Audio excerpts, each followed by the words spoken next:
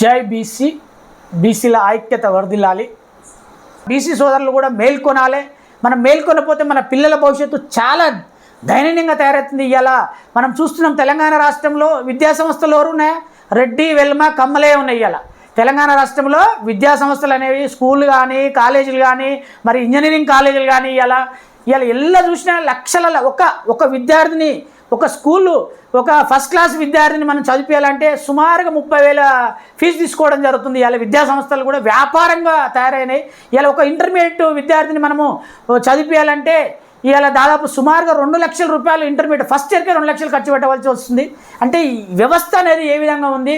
విద్యా సంస్థలని కూడా వ్యాపారంగా చేయడం జరుగుతుంది. ఇలా గవర్నమెంట్ కూడా సపోర్ట్ చేస్తుంది.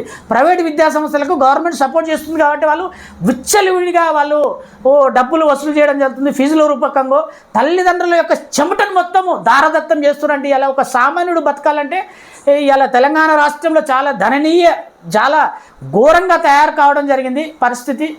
ఎందుకంటున్నానంటే ఇలా చూస్తున్నాము ప్రతి ఒక్కరూ రెక్కాడితే దొక్కారని పరిస్థితులు కూడా ఉంటాయి చాలామంది దగ్గర పరిస్థితి. అటువంటి వాళ్ళని దృష్టిలో పెట్టుకొని ప్రభుత్వాలు కూడా పనిచేయవలసిన అవసరం ఉంది. ఎందుకంటే తెలంగాణ రాష్ట్రంలో విద్య మరియు వైద్యం అనేది ముఖ్యము. వైద్యం కూడా హాస్పిటల్ కూడా ఇవాళ మనం తెలంగాణ రాష్ట్రంలో చూస్తున్నాము. ఈ హాస్పిటల్ కూడా రెడ్డి సామాజిక వర్గము, వెల్మ సామాజిక వర్గంని ఓసీలకు సంబంధించినవే ఎక్కువ ఉన్నాయి.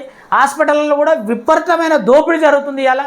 ఇలా ఎట్లా చూస్తే ఎక్కడ చూసినా కానీ విపరీతమైన దోపిడీ. ఇలా పరిశ్రమలు కూడా ఇండస్ట్రీ కూడా ఎవరున్నాయా? రెడ్డి, వెల్మ, కమ్మ వాళ్ళే ఉన్నాయి. ఓసీలకు సంబంధించినవి ఉన్నాయి. ఇలా బీసీలకైతే బీసీల పరిస్థితి ఏమైనా పని చేసుకొని బతకాలంటే చాలా తీవ్రంగా ఇబ్బందులు గురి కావడం జరుగుతుంది.